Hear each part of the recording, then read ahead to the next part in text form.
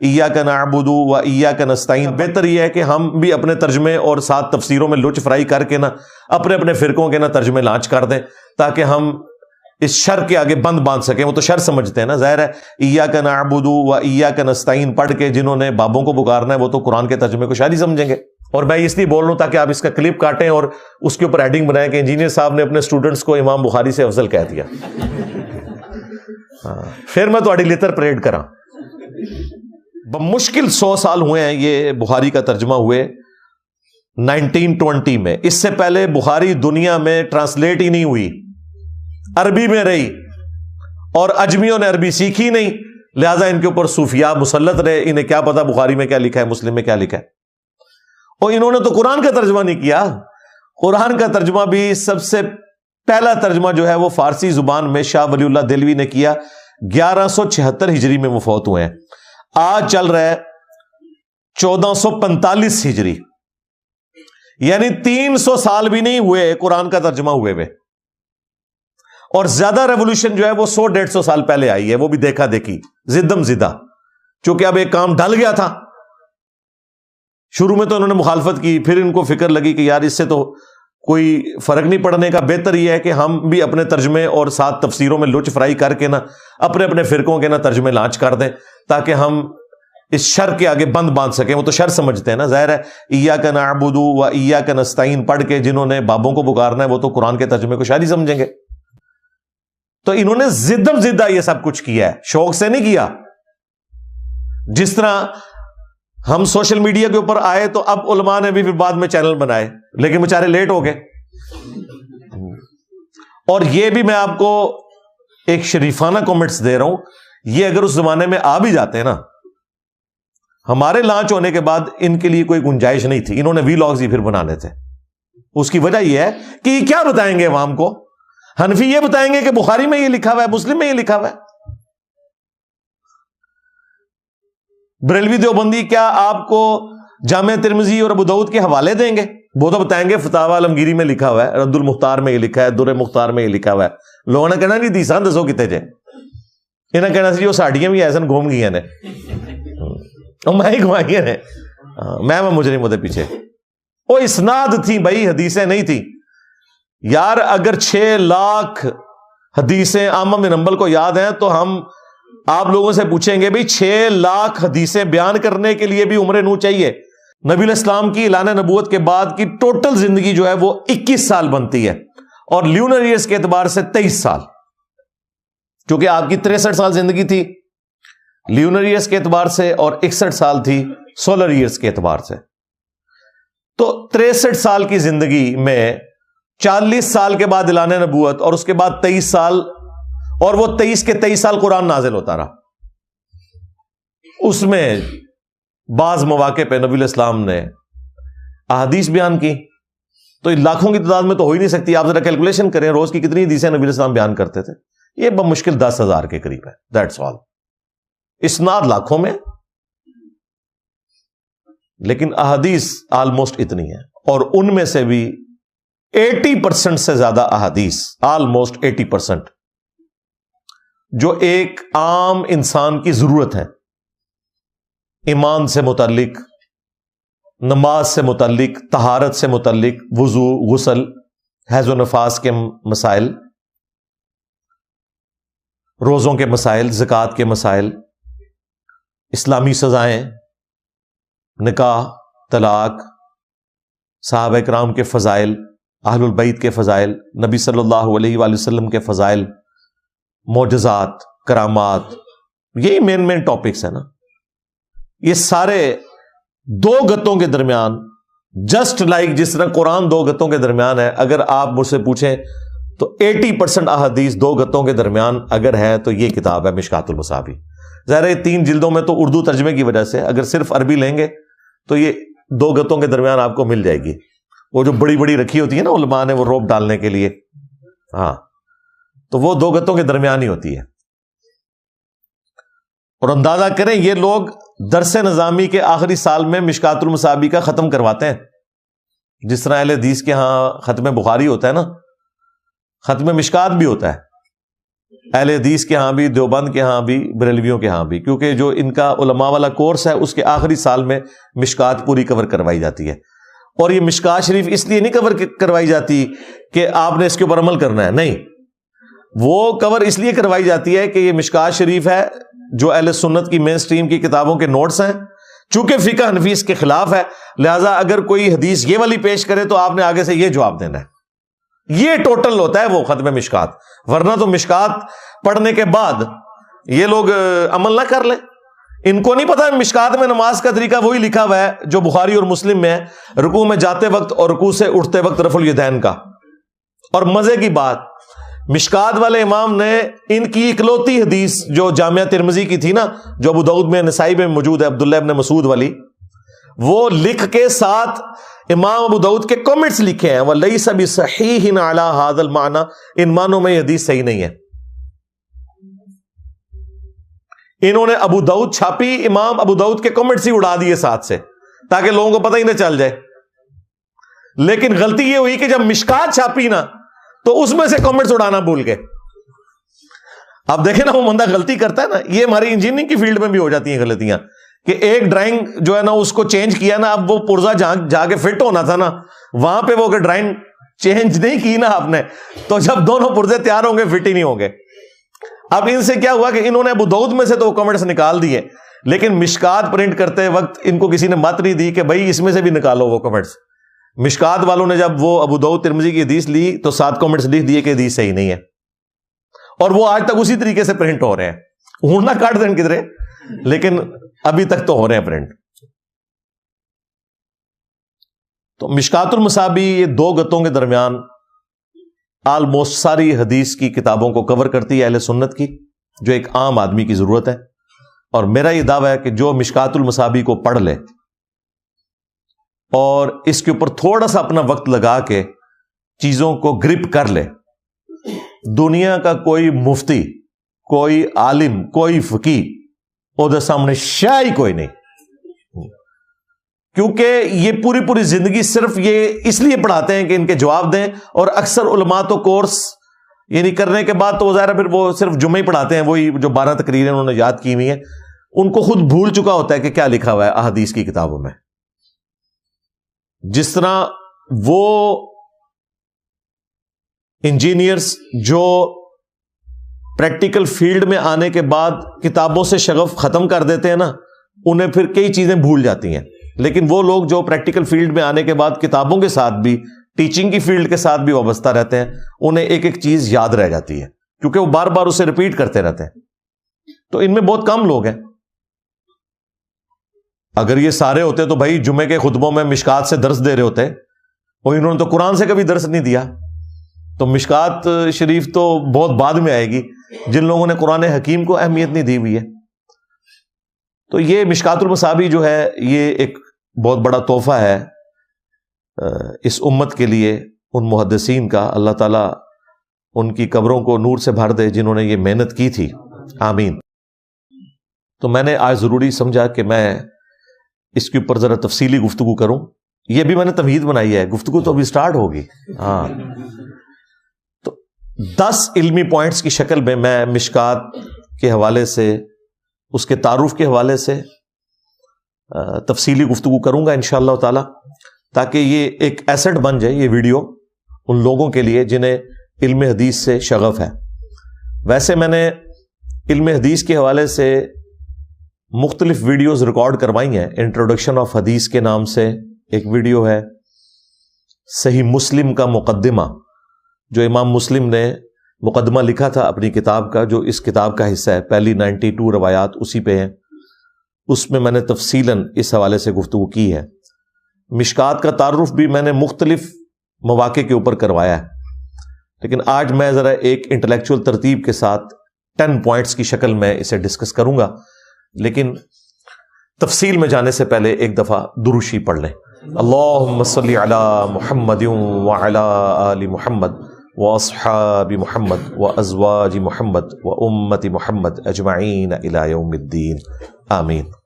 10 علمی پوائنٹس انشاءاللہ ایک ایک کر کے میں ڈسکس کروں گا. علمی پوائنٹ نمبر 1، یہ مشکات المصابیح جو ہے जिसे मैंने डिक्लेयर किया है इंसाइक्लोपीडिया ऑफ हदीस, ऑलमोस्ट आप समझ लें 80% अहादीस अहले सुन्नत की इसमें कवर है, जो एक आम मुसलमान की जरूरत है। यह हदीस की सेकेंडरी बुक है, प्राइमरी किताब यह नहीं है। प्राइमरी किताब यानी जो बुनियादी किताब है ना, ये बुनियादी किताब नहीं है, बल्कि इसमें बुनियादी जो हदीस की किताबें हैं उनके रेफरेंसेस हैं, और ऑलमोस्ट 1 दर्जन के करीब अहादीस की किताबों के रेफरेंसेस इसके अंदर मौजूद हैं, जिनमें सही बुखारी, सही मुस्लिम, जामिया तिर्मिज़ी, सुनन अबी दाऊद, सुनन निसाई, सुनन इब्ने माजा, ये तो 6 मशहूर किताबें होगी जिनको हम कहते हैं कुतुब सित्ता, 6 किताबें। और गलतुल आम है सिहाए सित्ता, सिहाए सित्ता नहीं है, ये कुतुब सित्ता है। सहीहैन इसमें 2 ही हैं, सही बुखारी और सही मुस्लिम, और बाकी सुन्नत की 4 किताबें, सुनन अरबा 4 सुन्नत की किताबें हैं, जामिया तिर्मिज़ी, सुनन अबी दाऊद, सुनन निसाई और सुनन इब्ने माजा। ये हदीस की किताबें हैं जो प्राइमरी किताबें हैं। इसके अलावा अल-मुवत्ता इमाम मालिक, मुस्नद इमाम अहमद, मुस्नद शाफई, अल-मुस्तदरक लिल हाकिम, सुनन दारमी, और कई एक अहादीस की किताबों के आप समझ लें ये नोट्स हैं। प्राइमरी किताबें वो हैं, ये सेकेंडरी बुक है, यानी इसमें यह बताया गया है कि ये हदीस हमने फलां हदीस की किताब से ली है। मिशकात में सनद किसी हदीस की बयान नहीं हुई, डायरेक्ट हदीसें लिखी हुई हैं कि हजरत अबू हुरैरा रज़ियल्लाहु ताला अन्हु ने फरमाया कि नबी सल्लल्लाहु अलैहि वसल्लम ने मुझसे यूं इरशाद फरमाया, बस। अब हजरत अबू हुरैरा से लेकर मिशकात लिखने तक जो वो सारे का सारा ऑलमोस्ट 600-700 साल का फर्क है ना, वो उन्होंने इस तरीके से कवर किया कि उन्होंने बता दिया कि ये हमने हदीस बुखारी से ली है। अब बुखारी में जाएंगे तो पूरी सनद आपको मिल जाएगी कि इमाम बुखारी ने ये हदीस किस तरीके से नबी अलैहिस्सलाम तक पहुंचाई हुई है, हजरत अबू हुरैरा के जरिए से या अब्दुल्ला इब्न उमर के जरिए से। तो वो हदीस की किताबें जिनमें इस्नाद मुकम्मल होती हैं मुहद्दिस से लेकर रसूलुल्लाह तक सल्लल्लाहु अलैहि वसल्लम, वो हदीस की किताबें कहलाती हैं प्राइमरी बुक्स, बुनियादी किताबें। और जिन किताबों में उनसे नोट्स बनाए जाते हैं उनको हम कहते हैं सेकेंडरी बुक्स, और वो टॉप ऑफ लिस्ट मिशकातुल मसाबी है। इसके अलावा भी कुछ किताबें लिखी गई लेकिन वो बहुत छोटी हैं। असल किताब जिसे पजीराई पूरी दुनिया में मिली वो मिशकातुल मसाबी ही है। अब बुखारी और मुस्लिम की जो इस वक्त नंबरिंग है इंटरनेशनल चल रही, वो मैं बाद में बताता हूं इंटरनेशनल नंबरिंग ये तरकीम क्या है। उसमें 7563 अहादीस हैं बुखारी में, 7563, और इतनी ही अहादीस मुस्लिम के अंदर मौजूद है। उन्होंने ऐसी नंबरिंग की है कि दोनों में बराबर हो जाए। उसमें बाज़-औक़ात एक नंबर पे एक से ज्यादा रवायतें भी ले ली इस नंबरिंग को बराबर करने के लिए। बहरहाल ये स्टैंडर्ड उन्होंने कर दी, ऑनर दी, यानी बुखारी मुस्लिम में बराबर। और ये मैं नंबरिंग कॉन्टिन्यूस नंबरिंग बता रहा हूं आपको। मुस्लिम शरीफ की 2 नंबरिंग चल रही हैं, उसी की वजह से एक बड़ी कंफ्यूजन आई। फवाद अब्दुल बाकी ने वो बटों वाली नंबरिंग की, वो पता नहीं क्या आम बंदे के लिए मुसीबत डाल दी, यानी वो जो रेपिटेशन वाली हदीसें थी उनको 1 नंबर दे दिया। उसकी वजह से उसमें ऑलमोस्ट कोई 3000 के करीब अहादीस मुस्लिम में उनकी नंबरिंग में आती हैं। लेकिन जो कॉन्टिन्यूस नंबरिंग है दारुस्सलाम की, और उसी के ऊपर अब सॉफ्टवेयर भी चल रहे हैं, इस्लाम 360 में भी ये आ चुकी है, मकतबतुश शामिला में, sunna.com के अंदर। और इन किताबों के जो कलमी नुस्खे हैं वो बैरूत में रखे हुए हैं, सारे उन्हीं से ही मैच करके किताबों को लेके चल रहे होते हैं। इसके बाद जामिया तिर्मिज़ी में 3956 अहादीस हैं, सुनन अबी दाऊद के अंदर 5274 अहादीस हैं, सुनन निसाई के अंदर 5761 अहादीस हैं, और सुनन इब्ने माजा में 4341 अहादीस हैं, जो स्टैंडर्डाइज नंबरिंग के मुताबिक मैं आपको बता रहा हूं। लेकिन ये सारी की सारी प्राइमरी किताबें हैं जो वाकयातन محدثین نے اپنی اسناد رسول اللہ تک پہنچائی ہوئی ہیں صلی اللہ علیہ وآلہ وسلم، کہ انہوں نے کس سے سنا، انہوں نے کس سے سنا، انہوں نے کس سے سنا، اور یوں پوری چین۔ تو مشکات میں چونکہ پوری چین بیان نہیں ہوئی، اس لیے یہ کتاب والیوم کے اعتبار سے چھوٹی ہے، ادروائز اگر یہ اسناد بھی ساتھ بیان کرتے تو یہ کتاب ڈبل ہو جاتی، یعنی جتنے حدیث کے الفاظ ہیں اتنے اوپر انہوں نے پھر 700 سال کی وہ سند پوری کرنے کے لیے ان کو کتنا ٹائم چاہیے تھا۔ کم از کم ایک ایک حدیث میں 10 12 راویوں کے نام آنے تھے، اور وہ پھر راویوں کے نام بھی ان کی کنیت کے ساتھ ذکر ہوتے ہیں، تو آپ ذرا دیکھیں یہ کتنی لمبی چین بن جانی تھی۔ تو یہ انہوں نے اس اعتبار سے اچھا کام کیا کہ جو کام پہلے ہوا ہے دوبارہ سے ویل انوینٹ کرنے کی ضرورت ہی نہیں ہے، پرائمری کتابوں کے حوالے دیں اور اپنی کتاب کو کمپائل کریں۔ علمی پوائنٹ نمبر 2، مشکات المصابیح آج سے آلموسٹ 700 سال پہلے فائنل ہوئی ہے۔ یہ 2 بندوں نے مل کر لکھی ہے، اور ان 2 بندوں میں بھی آپس میں 200 سال کا فرق ہے۔ یہ نہیں ہے کہ وہ قبر سے نکل آئے تھے اور دونوں نے مل کے لکھی، اس طرح نہیں۔ بیسیکلی آج سے آلموسٹ 900 سال پہلے ایک بزرگ گزرے ہیں، یہ ان کے والے بزرگ نہیں، ہمارے والے بزرگ محدث،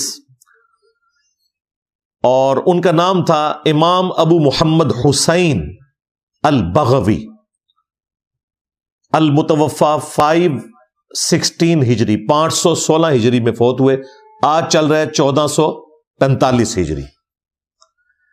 انہوں نے ایک کتاب لکھی تھی مصابیح السنہ، سنت کے چراغ۔ یہ چراغ وہ آپ سمجھ لیں جس طرح موم بتی یا کینڈلز جو جلائی جاتی تھی، اگلے زمانوں میں تیل کے ذریعے چراغ جلائے جاتے تھے، سنت کے چراغ انہوں نے کتاب کا نام رکھا۔ اور اس میں انہوں نے ہر چیپٹر کے اندر 2 سب چیپٹرز بنائے۔ پہلا جو سب چیپٹر بنایا وہ انہوں نے صرف بخاری اور مسلم کی احادیث کے اوپر مشتمل رکھا، اور کوئی حدیث اس میں شامل نہیں کی۔ یعنی یہ جو آج ہم رٹا لگا رہے ہیں نا اس بات کا، بار بار لوگوں کو کہہ رہے ہیں کہ بخاری مسلم، اور یہ چڑھتے ہیں کہ جی اور کوئی کتابیں ہی نہیں ہے۔ جناب شروع سے یہی تھا۔ احمد صاحب بریلوی صاحب نے بھی لکھا ہے کہ قرآن کے بعد سب سے افضل کتابیں بخاری اور مسلم ہیں۔ اشرف علی تھانوی نے بھی یہی لکھا، اور باپا جانی بھی ٹی وی میں آ کے یہی بتا رہے ہوتے ہیں کہ قرآن کے بعد سب سے افضل کتابیں بخاری اور مسلم ہیں، لیکن عمل کرنے کے لیے نہیں، صرف یہ بولنے کے لیے کہ مجھے یہ انفارمیشن آتی ہے کہ قرآن کے بعد سب سے افضل بخاری اور مسلم ہے۔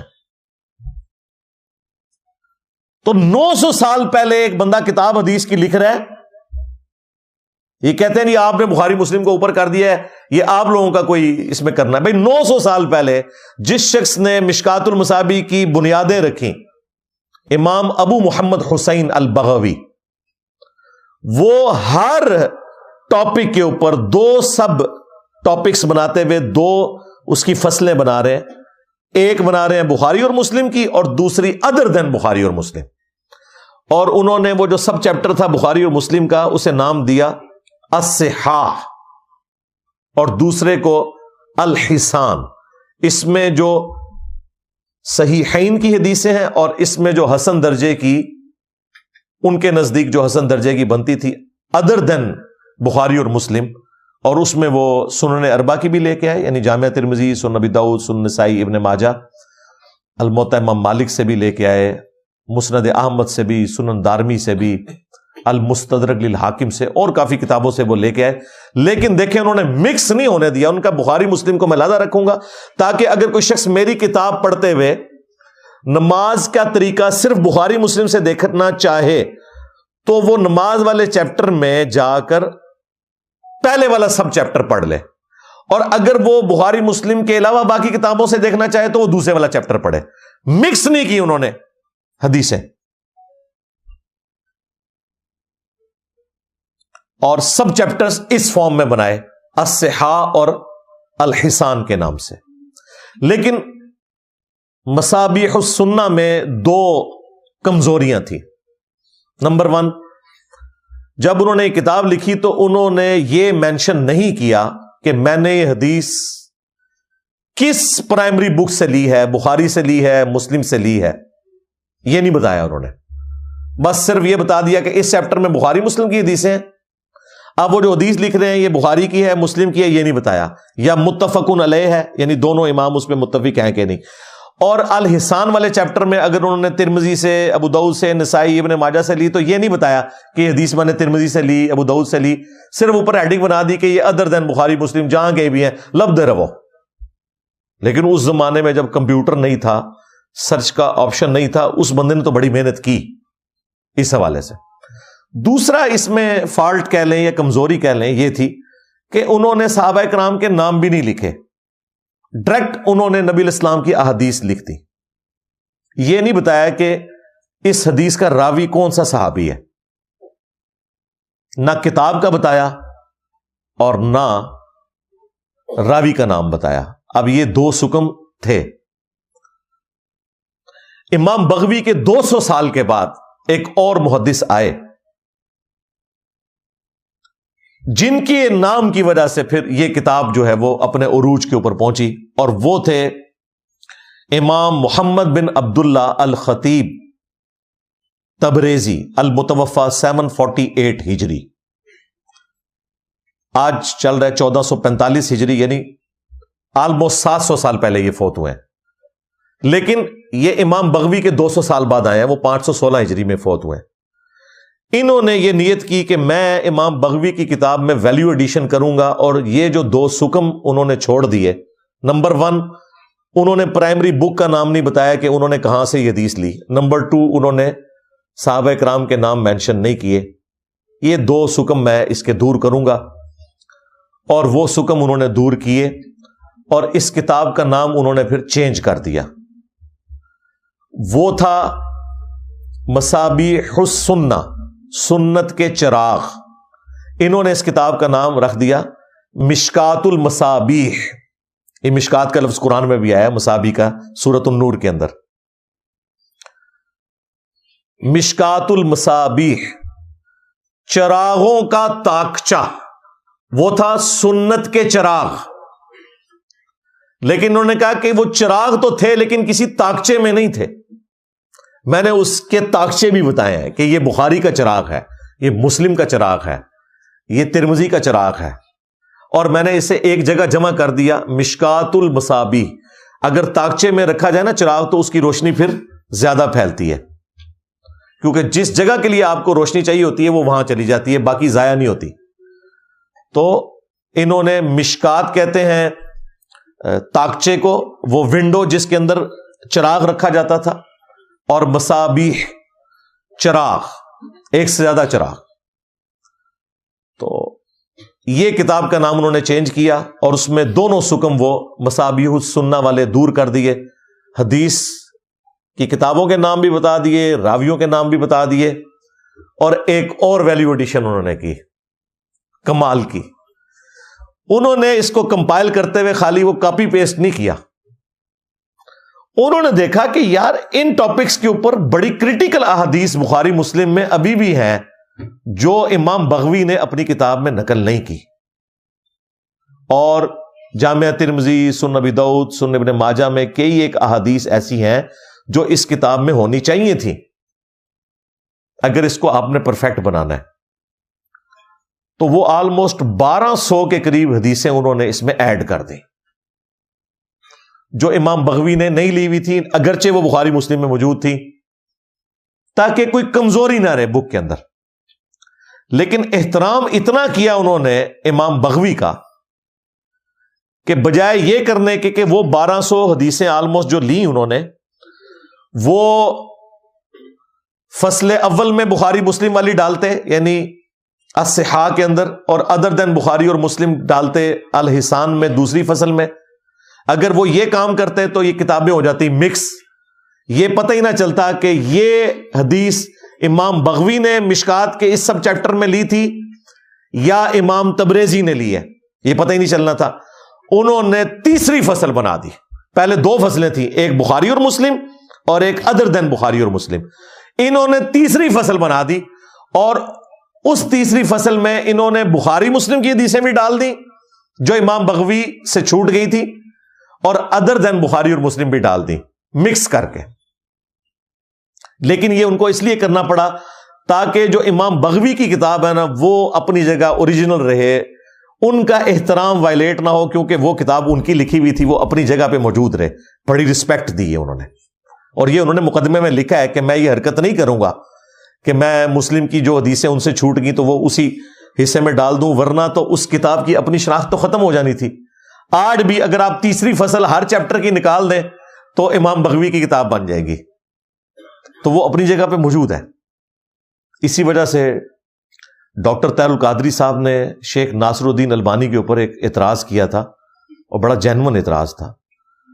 شیخ ناصر الدین البانی جو محدث اعظم تھے سعودیہ کے, البانیہ سے آئے ہوئے تھے, سعودیہ میں ٹاپ کے اوپر پہنچ گئے. آج بھی مدینہ یونیورسٹی ام القرا کے اندر اکثر جو علماء ہیں وہ ان کے اسٹوڈنٹس ہیں. 1999 میں ان کی ڈیتھ ہوئی.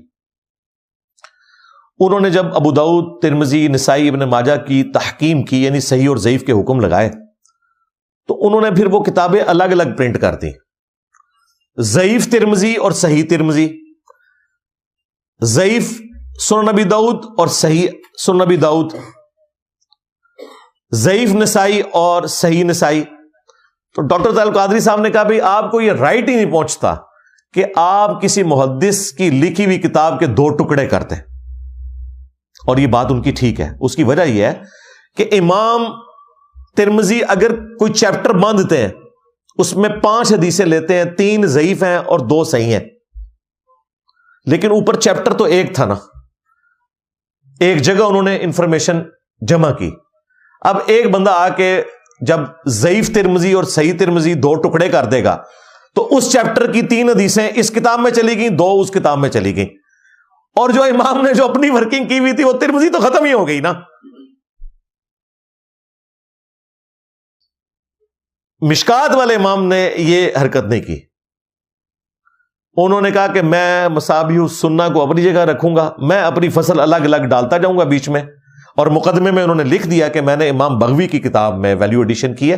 اصل کام انہوں نے کیا تھا, اور انہوں نے پرائمری کتابوں کے نام بھی بتا دیے کہ یہ بخاری سے حدیث, یہ مسلم سے ہے, یہ ترمذی سے ہے, یہ متفق علیہ ہے, پلس یہ حضرت ابن عمر سے ہے, یہ ابن عباس سے ہے, یہ سیدہ عائشہ سے ہے, یہ حضرت علی سے ہے. اس طرح انہوں نے راویوں کے نام بھی بتا دیے اور تیسری فصل بھی ایڈ کر دی. ابھی بھی اس کے اندر ایک کمزوری باقی تھی, اور وہ ہے علمی پوائنٹ نمبر 3. وہ کمزوری یہ ہے کہ بخاری کا ریفرنس تو لکھ دیا, لیکن بخاری تو اتنی موٹی ہے, 7563 احادیث ہیں. ایک عام آدمی بخاری میں جا کے اگر کاؤنٹر چیک کرنا چاہے کہ یہ مشکات والے امام نے جو بخاری سے حدیث نقل کی ہے کیا بخاری میں انہی الفاظ کے ساتھ موجود ہے, تو اس کے پاس کاؤنٹر ویریفائی کرنے کے لیے کوئی آپشن موجود نہیں تھا. کیا کرے ایک عام آدمی؟ یہ جو کمزوری ہے یہ پھر آ کے 700 سال بعد دور کی شیخ ناصر الدین البانی نے رحمہ اللہ تعالی, لیکن انہوں نے بھی اس پرفیکشن کے ساتھ کام نہیں کیا جو ہمارے استاد شیخ زبیر لیزئی رحمہ اللہ تعالی نے کیا. شیخ زبیر صاحب کی ڈیتھ ہوئی 2013 عیسوی میں بمطابق 1435 ہجری, آج چل رہا ہے 1445 ہجری, 10 سال آلموسٹ ہو چکے ہیں. شیخ زبیر لیزئی صاحب رحمہ اللہ تعالی نے پھر یہ کمزوری دور کی. انہوں نے کہا کہ ٹھیک ہے, اب اتنا بڑا ایک کام ہے, 7 سال شیخ زبیر صاحب کو لگے اس کے اوپر ورکنگ کرنے میں, اور ورکنگ کو چھوٹی ورکنگ نہیں تھی. انہوں نے بخاری کے جو اوریجنل نمبر تھے جو اس وقت سٹینڈرائز ہو چکے ہوئے ہیں, مسلم کے, ابو داؤد کے, ترمذی کے, نسائی, ابن ماجہ, جو سٹینڈرڈ نمبر دنیا کے اندر چل رہے ہیں, وہ نمبرنگ انہوں نے سٹینڈرڈ جو نمبرنگ تھی وہ مشکات کے اندر ایڈ کر دی کہ مشکات میں اگر بخاری کی یہ حدیث آئی ہے تو بخاری میں اس کا نمبر کون سا ہے, اگر کوئی چیک کرنا چاہے تو وہ بخاری میں جا کے چیک کر لے. اب یہ وہ کام تھا جو ان اماموں نے نہیں کیا, کیونکہ اس زمانے میں حدیثوں کی نمبرنگ نہیں ہوئی تھی. وہ میں بعد میں بتاؤں گا انٹرنیشنل نمبرنگ کیسے آ گئی. لیکن یہ تو وہ کر سکتے تھے کہ وہ یہ لکھ دیتے کہ بخاری کے فلاں چیپٹر کا فلاں باب، اس سے ہم نے یہ حدیث لی ہے. یہ بھی انہوں نے نہیں کیا. ظاہر ہے اس کی وجہ سے پھر کتاب زیادہ موٹی ہو جاتی. آج تو نمبرنگ کی وجہ سے بڑی آسانی ہو گئی ہے. بہرحال شیخ زبیر لیزئی صاحب نے پھر یہ ویلیو ایڈیشن کی کہ احادیث کی پھر ترقیم بھی کر دی، تخریج بھی کر دی، تحقیق بھی کر دی، تحکیم بھی کر دی. یہ 4 ٹرمز ہیں. یہ آپ سمجھ لیں. آپ کو علماء نے تو نہیں بتانی، کیونکہ علماء کی تو یہ فیلڈ ہی نہیں ہے، سوائے جو لوگ حدیث سے شغف رکھتے ہیں ان کو پتا ہے کہ یہ ٹرمز کیا ہیں. ترقیم عربی زبان میں کہتے ہیں نمبرنگ کو، یعنی جو سٹینڈرڈ نمبر چل رہے ہیں وہ انہوں نے نمبر ادھر سے اٹھائے اوریجنل کتابوں کے، اور مشکات شریف میں انہوں نے ایڈ کر دیے. چلیں اس میں تو تھوڑا ٹائم لگا ہوگا نمبرنگ کرنے میں، لیکن جو دوسری چیز ہے تحکیم، یعنی صحیح اور ضعیف کے حکم لگائے ان احادیث کے اوپر جو بخاری اور مسلم کے علاوہ تھی، کیونکہ ان میں تو ضعیف روایتیں بھی تھیں، تو ان پہ حکم لگائے کہ یہ حدیث صحیح ہے یا ضعیف ہے. صحیح ہے تو حسن درجے کی ہے یا صحیح درجے کی ہے. یہ ساری تفصیلات انہوں نے کی. اور ظاہر ہے اس تک پہنچنے کے لیے خالی یہ تو نہیں کہ انہوں نے استخارہ کیا ہے، ایک ایک حدیث کی سند کو جان پھٹک کر کے انہوں نے پوری محنت اس کے اوپر کی. اور بعض اوقات ایک ایک حدیث کے اوپر حکم لگانے میں ان کے 2-2 3-3 دن بھی لگ جاتے تھے. جو کوئی حدیث پھنس جاتی تھی نا کہ اب اس میں 2 طرف کی رائے پائی جاتی ہیں، تو اس کے آپٹیمل سولوشن تک پہنچنے کے لیے یہ وجہ ان کو 7 سال لگے مشکات کی تحکیم کرنے کے لیے. پھر انہوں نے تحقیق بھی پھر ساتھ لکھ دی. صرف حکم نہیں لگایا صحیح ضعیف کے، تحقیق یہ ہے کہ انہوں نے بتایا کہ اگر میں اس حدیث کے اوپر ضعف کا حکم لگا رہا ہوں تو فلاں راوی جو ہے اس کی وجہ سے لگا رہا ہوں. اسے جمہور نے ضعیف ڈکلیئر کیا ہے، یہ کذاب ہے، یہ متروک ہے، یہ مدلس کی آنے والی روایت ہے. یہ تمام چیزیں، یہ پوری تحقیق انہوں نے فٹ نوٹ کے اوپر لکھی. اور تخریج بھی کر دی. تخریج اس طرح کی کہ وہ حدیث اگر بخاری مسلم کے علاوہ اور کتابوں میں تھی، یا اور کتابوں کی حدیثیں بخاری مسلم میں تھیں، مثلا اگر ہم کہتے ہیں جی جامع ترمذی میں حدیث ہے اور وہ حدیث بخاری میں بھی موجود ہے، اور مشکات میں وہ حدیث ترمذی کے حوالے سے آئی ہوئی ہے، حالانکہ اصولاً تو اس حدیث کو بخاری کے حوالے سے آنا چاہیے تھا، تو انہوں نے ترمذی کے فٹ نوٹ پہ لکھ دیا کہ اس کی اصل جو ہے وہ بخاری مسلم میں فلاں نمبر کے اوپر موجود ہے. اور اگر یہ ترمذی میں ہے تو یہ صرف ترمذی میں نہیں، یہ تو حدیث حاکم میں بھی موجود ہے، یہ حدیث صحیح ابن حبان کے اندر بھی موجود ہے، یہ حدیث صحیح ابن خزیمہ کے اندر بھی موجود ہے. اسے کہتے ہیں تخریج کرنا. پوری اس کی ڈیٹیلز بتانا ہے کہ یہ کہاں کہاں یہ حدیث موجود ہے. یہ بہت بڑا کام ہے، اور یہ آج گورا صاحب کی برکت سے ہوا ہے، حضرت گورا صاحب کی برکت سے. کیونکہ اگر یہ مکتبۃ الشاملہ نہ ہوتا، سافٹ ویئر جو اجمیر شریف والوں نے بنایا،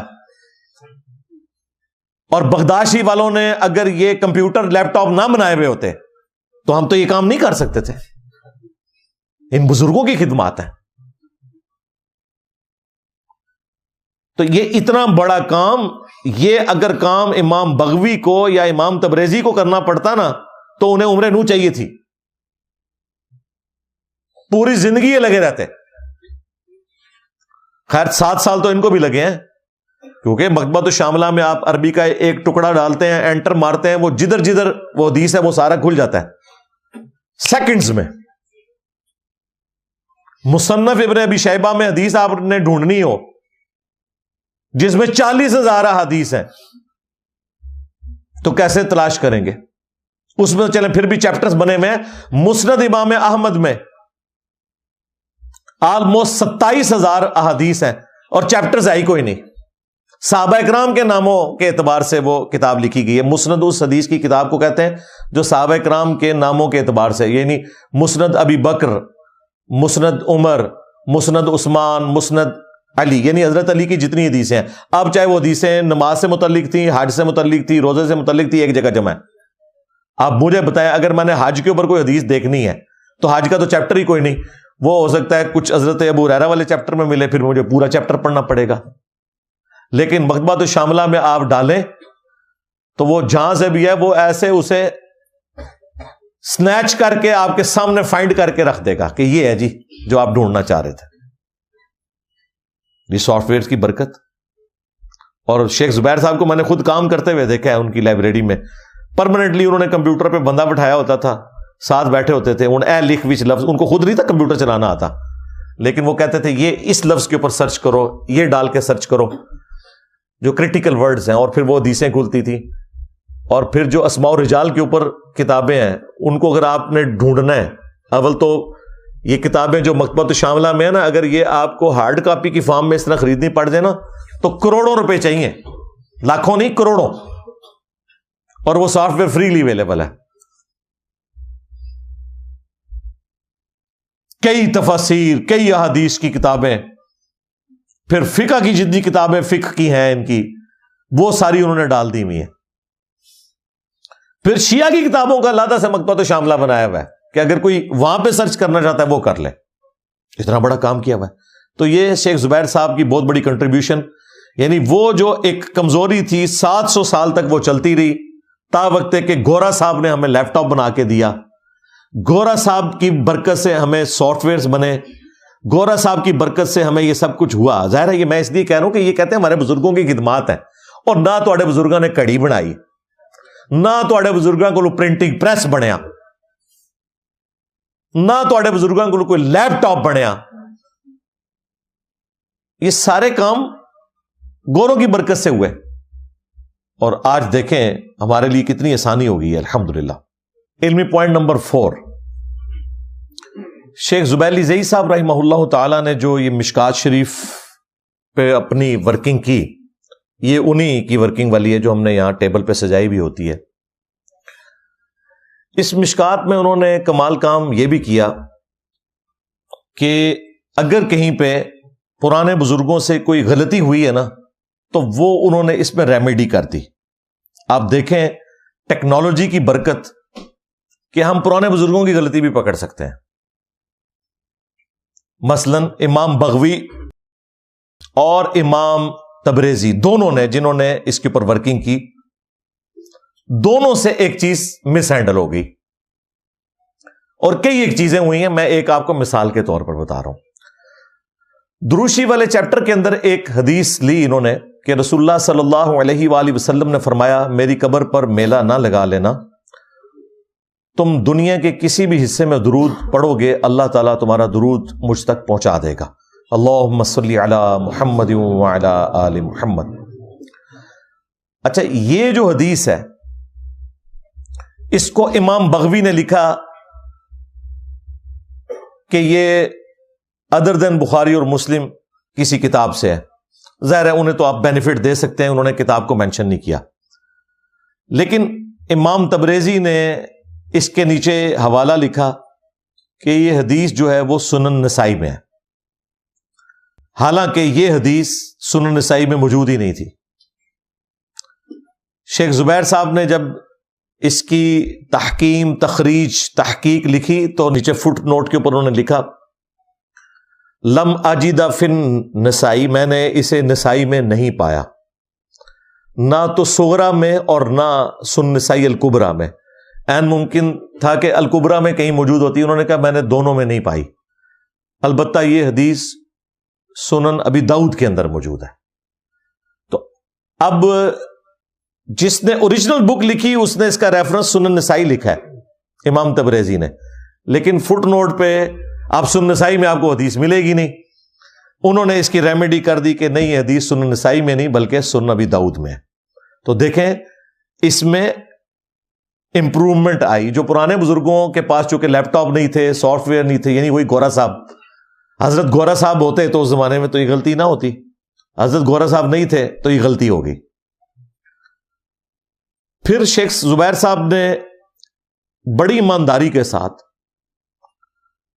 جو احادیث ایسی تھیں کہ وہ کرٹیکل تھیں اور ان کے اوپر وہ ضعیف کا حکم لگا رہے تھے، اس کے فٹ نوٹ کے اوپر اگر اس سے کوئی ملتے جلتے الفاظ والی کوئی روایت موجود تھی نا، چاہے وہ کسی صحابی کا قول ہی تھا، وہ انہوں نے نیچے لکھ دیا کہ اگرچہ اوپر والی روایت تو ضعیف ہے اس حکم کی وجہ سے، لیکن اس کا متن اس حوالے سے درست ہے کیونکہ ایک صحابی نے بھی اس سے ملتے جلتے الفاظ بیان کیے ہیں۔ اب یہ بھی کتنی بڑی ایمانداری والی بات ہے، وہ نالج ایک جگہ جمع ہو گیا۔ مثلا کتاب العلم چیپٹر میں وہ لے کے آئے کہ نبی الاسلام نے فرمایا کہ حکمت مؤمن کی گم شدہ میراث ہے، جہاں سے بھی ملے اسے حاصل کر لو۔ اب یہ سند کے اعتبار سے انتہائی ضعیف روایت ہے، لیکن اس کے فٹ نوٹ پہ شیخ زبیر صاحب نے لکھا کہ یہ روایت تو ضعیف ہے لیکن ابن عباس کا قول اس سے ملتا جلتا موجود ہے، اور وہ انہوں نے وہ نیچے لکھ دیا، آلموسٹ اسی سے ملتے جلتے الفاظ تھے۔ اسی طریقے سے انہوں نے شعبان کے فضائل کے اوپر شب برات کے حوالے سے جو روایتیں تھیں وہ ساروں کو لکھا کہ یہ ضعیف ہے ضعیف ہے ضعیف ہے۔ ایک روایت کے نیچے انہوں نے کہا کہ یہ روایت تو ضعیف ہے لیکن یہ بات درست ہے کہ سنن نسائی میں حدیث ہے کہ نبی الاسلام شعبان کے مہینے میں کثرت سے روزے رکھتے تھے۔ پوچھا گیا کیوں رکھتے ہیں، تو فرمایا کہ اس مہینے میں نامہ اعمال اللہ کے حضور پیش ہوتے ہیں، میری خواہش ہے کہ جب میرا نامہ اعمال اللہ تعالیٰ کی بارگاہ میں پیش ہو تو میں اس وقت روزے کی حالت میں ہوں۔ اور یہ فٹ نوٹ پہ انہوں نے لکھا کہ یہ والی حدیث بالکل ٹھیک ہے، اگرچہ اس کو لکھنے کی ضرورت نہیں تھی، لیکن تاکہ نالج ایک جگہ جمع ہو جائے اس کے لیے انہوں نے یہ والی ایفرٹ پٹ کی۔ اسی طریقے سے حضرت علی کے فضائل والے چیپٹر میں ایک حدیث آئی مسند احمد کے حوالے سے کہ نبی صلی اللہ علیہ وآلہ وسلم نے فرمایا جس نے علی کو گالی دی اس نے مجھے گالی دی۔ اب اس حدیث کے اوپر شیخ زبیر صاحب نے نا فٹ نوٹ پہ لکھا کہ اس کی سند ضعیف ہے، یہ کمزور روایت ہے، لیکن ساتھ ہی انہوں نے لکھا البتہ یہ حدیث صحیح ہے کہ ہماری ماں ام سلمہ نے کہا کہ لوگوں تمہارے ممبروں سے رسول اللہ کو گالیاں دی جاتی ہیں۔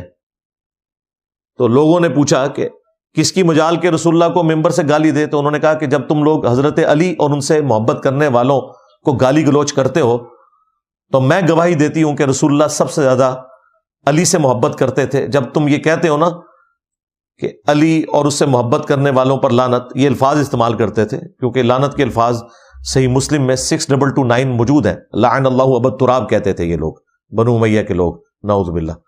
تو یہ جب تم گالیاں دے رہے ہوتے ہو تم رسول اللہ کو گالی دے رہے ہوتے ہو، کیونکہ تم کہتے ہو نا علی اور اس سے محبت کرنے والوں کے اوپر لعنت، تو علی سے تو سب سے زیادہ رسول اللہ محبت کرتے تھے صلی اللہ علیہ وآلہ وسلم۔ صرف شیعان علی نہیں محبت کرتے، میں حضور کی بیوی کہہ رہی ہوں کہ رسول اللہ سب سے بڑھ کر حضرت علی سے محبت کرتے تھے۔ اور یہ حدیث مسند ابی یعلا میں ہے، اس کا نمبر بھی شیخ زبیر صاحب نے نا فٹ نوٹ پہ ڈال دیا۔ اوپر والی روایت کو ضعیف کہا لیکن ساتھ یہ لکھ دیا کہ بھئی یہ موجود ہے،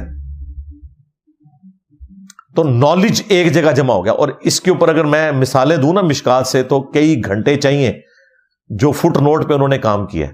اسی طریقے سے وہ ابو داؤد کے حوالے سے ایک روایت آئی کہ نبی علیہ السلام دعا کے بعد چہرے پر ہاتھ پھیرا کرتے تھے۔ شیخ زبیر صاحب نے فٹ نوٹ پہ لکھا یہ روایت ضعیف ہے۔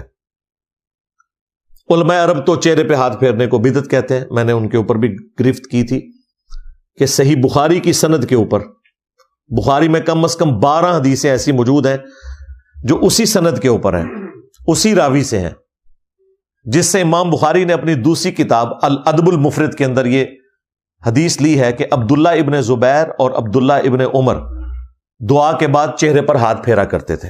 شیخ زبیر صاحب نے نا اس کے فٹ نوٹ پہ لکھا کہ نبی علیہ السلام سے تو ثابت یہ روایت کمزور ہے، لیکن عبداللہ ابن عمر اور عبداللہ ابن زبیر کے بارے میں الادب المفرد امام بخاری کی کتاب میں 609 نمبر روایت ہے کہ وہ چہرے پر ہاتھ پھیرا کرتے تھے۔ یعنی وہ نالج ایک جگہ جمع ہو گیا۔ اب یہ نہیں ہوگا کہ کوئی وہ پڑھ رہا ہے تو کہ یہ روایت ضعیف ہوئی ہے تو یہ کام ہی ختم ہو گیا، نہیں، فٹ نوٹ پہ لکھا کہ صحیح سند بھی موجود ہے، 2 صحابہ سے یہ چیز ثابت ہے، لہذا اصلاً یہ چیز ثابت ہو گئی کہ یہ سنت ہے. اس طرح کے کافی سارے کام انہوں نے بیچ میں اس حوالے سے کیے ہیں جو ایک اپریشیٹیبل ورک ہے.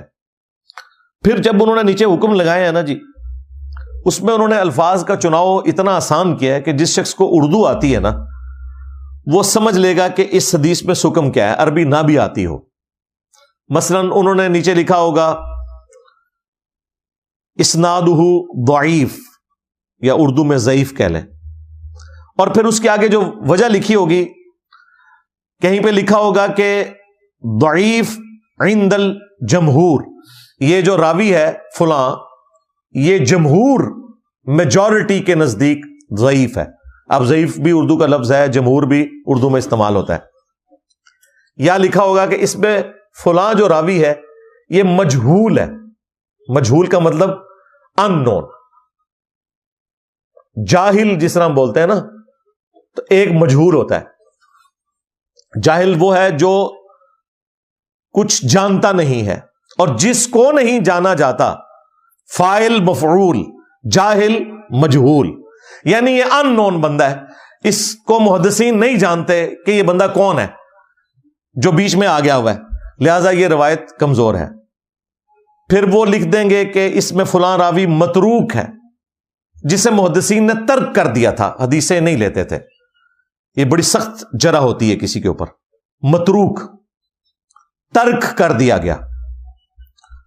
کذاب، جھوٹا. اس طرح کی جرح مفسر ہے اس کے اوپر، یعنی یہ راوی تو ٹھیک ہے، سند بھی ٹھیک ہے، لیکن اس کی یہ جو 8-10 روایتیں ہیں یہ جب انہی محدثین سے بیان کرتا ہے تو ان کے اوپر جرح مفسر کی ہوئی ہے کہ یہ کمزور روایتیں ہیں. اچھا، یہ آج کل چونکہ بڑی عدالت کی خبریں چل رہی ہیں نا ٹی وی میں، تو یہ سارے لوگ لفظ استعمال کرتے ہیں، وہ وکیلوں نے جرح کی. یہ اردو میں تو لفظ چل جاتا ہے، لفظ جرح نہیں ہے، لفظ جرح ہے، یہ زبر کے ساتھ ہے. میں یہ جو کوئی اگر اینکر پرسن اور یہ صحافی سن رہے ہیں، اکثر سٹوڈنٹس ہیں، اور اس طریقے سے یہ لفظ بولتے ہوتے ہیں منو ان، یہ منو ان لفظ نہیں ہوتا، منو ان لفظ ہوتا ہے. وہ شاہ زیب خان زیادہ پہلے غلط بولتا تھا، پھر اس نے ٹھیک کر لیا. اس طرح یہ لفظ ہے جرح. جرح لفظ نہیں ہے، یہ زبر کے ساتھ ہے، جرح. تو کس راوی کے اوپر اس حوالے سے جرح مفسر ہوئی ہے یہ انہوں نے بتا دیا.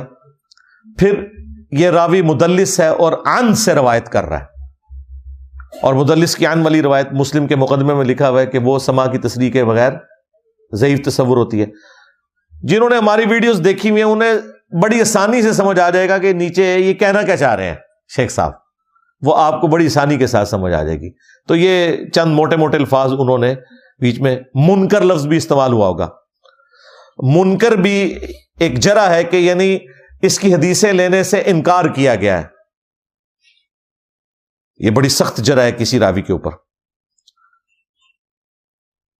علمی پوائنٹ نمبر 5 وہ ہے انٹرنیشنل نمبرنگ سے متعلق.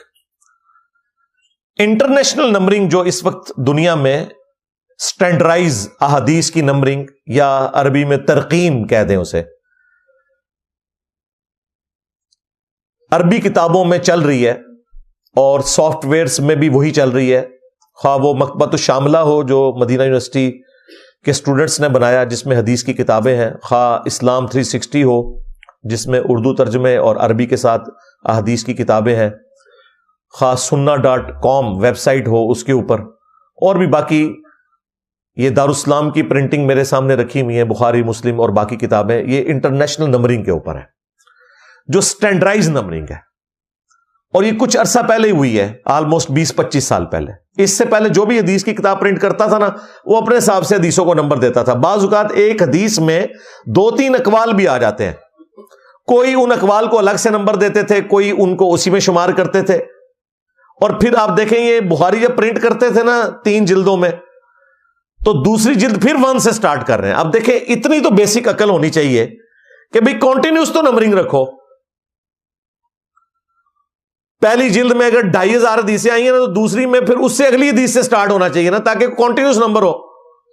پھر یہ 1 سے سٹارٹ کرتے تھے. پھر یہ بھی بتانا پڑتا تھا کہ بریلویوں نے جو بخاری چھاپی ہے نا اس کا حدیث نمبر ہے 526، لیکن یہ پہلی جلد والا 526 ہے، دوسری جلد والا نہیں ہے، نہ تیسری والا ہے۔ اس سے بہتر تھا تم کنٹینیوس نمبرنگ کرتے۔ بعض نے کنٹینیوس کی تو وہ بھی سٹینڈرڈ فالو نہیں کیے۔ پاکستان میں اہل حدیث جو پرنٹ کر رہے ہیں نا، مکتبہ اسلامیہ والے ہوں، مکتبہ قدوسیہ والے ہوں، اور سب سے بڑا جو دارالسلام جن کی عربی کتابیں میں نے رکھی ہوئی ہیں، مشکات جو ہے وہ مکتبہ اسلامیہ والوں کی، یہ سٹینڈرڈ نمبرنگ کے اوپر ہے جو دنیا میں چل رہی ہے، جس کے کلمی نسخے بیروت میں رکھے ہوئے ہیں، شام کے اندر مخطوطے ہیں باقاعدہ، ہینڈ ریٹن۔ لوگ کہتے ہیں نا جی یہ ہمیں کیسے پتا کہ امام بخاری نے یہ بخاری لکھی تھی؟ جی آپ کو نہیں پتا، ہمیں پتا ہے۔ ہاں، پوری دنیا میں بخاری یہی ہے، جس طرح قرآن پوری دنیا میں ایک ہے نا، بخاری بھی ایک ہی ہے۔ یہ دھوکے دینے بند کریں، یہ سٹینڈرڈ کتابیں ہیں، بخاری ہوگی، مسلم، اب تو نمبرنگ بھی سٹینڈرڈ ہو گئی ہے۔ بہرحال اگر کسی نے سٹینڈرڈ نمبرنگ فالو نہیں کی ہوئی ہے، پھر بھی آپ چیپٹرز کے نام دیکھ کے وہاں تک پہنچ سکتے ہیں کہ یہ فلاں چیپٹر سے حدیث آئی ہے، نمبر 2-4 آگے پیچھے ہو کے آپ کو وہ روایت مل جائے گی۔ لیکن سٹینڈرڈ نمبرنگ جو ہے، انٹرنیشنل نمبرنگ، یہ بہت بڑی نعمت ہے، اور یہ اس دور کی برکات ہے جب کہ نمبرنگ ہوئی ہے۔ آپ کو پتا ہے پہلے تو نمبرنگ بھی نہیں تھی، یہ تو بنو عباس کے دور کے اندر الخوارزمی نے یہ سارے کا سارا نمبرنگ والا سسٹم جو ہے اس کو فائنل کیا ہے۔ ہاں، اس لیے آپ دیکھیں قرآن کی جو آیات ہیں ان میں نشان تو موجود تھے، اور یہ بھی پتا تھا کہ اس سورت میں اتنی آیتیں ہیں، لیکن نمبرنگ نہیں تھی۔ نبی علیہ السلام کے زمانے کا جو قرآن حکیم ہے یا مصحف عثمانی جو حضرت عثمان نے لکھوایا، اس میں کسی آیت کا کوئی نمبر نہیں لکھا ہوا، صرف آیت جہاں ختم ہوتی ہے اس کے آگے ایک چھوٹا سا نشان ہے کہ یہ آیت مکمل ہو رہی ہے۔ یعنی اگر کوئی صحابی اس وقت زندہ ہو اور اس سے ہم پوچھیں کہ یہ جو آیت ہے ان اللہ وملائکتہ یصلون علی النبی اللہم صلی علی محمد وعلی آل محمد، یہ آیت کس سورت میں ہے؟ تو یہ تو وہ بتا دے گا کہ یہ سورۃ الاحزاب میں ہے۔ لیکن اگلا سوال اگر آپ اس سے پوچھیں کہ اس آیت کا نمبر کیا ہے، وہ کہے گا نمبر تو مجھے نہیں پتا، کیونکہ اس زمانے میں نمبر نہیں ہوتے تھے۔ لیکن ہمارے بچوں کو بھی پتا ہے جو شغف رکھنے والے ہیں کہ یہ 56 نمبر آیت ہے۔ آپ اس صحابی سے پوچھیں کہ بتائیے کہ اس سورت کا قرآن میں نمبر کون سا ہے، تو کہیں گے ہمارے زمانے میں تو سورتوں کے نمبر نہیں تھے۔ ہمیں بہرحال پتا ہے کہ اس سورت کا 33 نمبر ہے۔ نمبر پاروں کی ڈویژن بھی بعد میں ہوئی، آج ہم پارا بھی بتا سکتے ہیں کہ 22 نمبر پارا ہے۔ چلے پارا نہ بھی ہو، ایٹ لیسٹ نبی علیہ السلام کے زمانے میں سورتیں اور ان کی آیات کی ڈویژن تو موجود تھی، لیکن سورتوں کو نمبر اور آیات کے نمبر نہیں تھے۔ یہ تو تھا کہ اس میں اتنی آیات ہیں، جس طرح ترمذی ابو داؤد میں حدیث ہے کہ قرآن میں 30 آیات کی ایسی سورت ہے جو اپنے پڑھنے والے کے لیے شفاعت کرے گی، حتیٰ کہ اسے بخش دیا جائے گا، اور وہ ہے تبارک الذی بیدہ الملک، سورۃ الملک۔ یہ حدیث بالکل ٹھیک ہے، اس میں موجود ہے 30 آیات، لیکن آیات کی نمبرنگ نہیں ہوئی تھی کہ فلاں نمبر آیت کون سی ہے، فلاں نمبر کون سی ہے۔ تو قرآن کی نمبرنگ بھی بعد میں ہوئی ہے۔ اگر قرآن کی نمبرنگ بعد میں ہو رہی ہے تو ظاہر ہے پھر احادیث کی کتابیں جس زمانے میں لکھی جا رہی تھی وہ نمبرنگ نہیں ہوتی تھی، وہ قرآن کے سٹائل میں انہوں نے کنٹینیوس، امام بخاری، امام مسلم، یہ سب لوگ اس طرح ہی لکھتے رہے۔ لیکن آج میں آپ کو وثوق سے کہتا ہوں، امام بخاری، امام مسلم کو تو ٹائم چاہیے اپنی کتابوں میں سے حدیث ڈھونڈنے، لیکن ہمارے اسٹوڈنٹس کو ٹائم نہیں چاہیے۔ اور میں اس لیے بول رہا ہوں تاکہ آپ اس کا کلپ کاٹیں اور اس کے اوپر ایڈنگ بنائیں کہ انجینئر صاحب نے اپنے اسٹوڈنٹس کو امام بخاری سے افضل کہہ دیا۔ پھر میں تھوڑی لتر پریڈ کرا۔ امام بخاری کو اگر یہ پتا چل جائے وہ اتنے خوش ہوں۔ مثال کے طور پر میں آپ کو بتاتا ہوں، مجھے جب کوئی بتاتا ہے کہ جی آپ کے لیکچرز ہم نے جو ہیں وہ فلاں ویب سائٹ کے اوپر رکھ دیے ہیں، فلاں سوشل میڈیا کے پلیٹ فارم کے اوپر رکھ دیے ہیں، آپ کا فلاں ریسرچ پیپر ہم نے بنگلہ زبان میں ٹرانسلیٹ کر دیا، تو آگے سے میں ناراض ہو جاؤں کہ مجھے تو بنگالی نہیں آتی تھی، تو کیوں کیتا ہے؟ میں خوش ہوتا ہوں کہ یار اچھا ہوا بنگلہ زبان میں گیا، ہندی میں گیا، نالج اور پھیلے۔ اس سے میں اپنی کمزوری سمجھتے ہوئے جیلس نہیں ہوتا، بلکہ خوش ہوتا ہوں۔ امام بخاری، امام مسلم اگر آج قبروں سے نکل آئے اور انہیں پتہ چلے کہ آپ کی کتابوں میں یہ ویلیو ایڈیشن ہوئی ہے تو وہ ناراض نہیں ہوں گے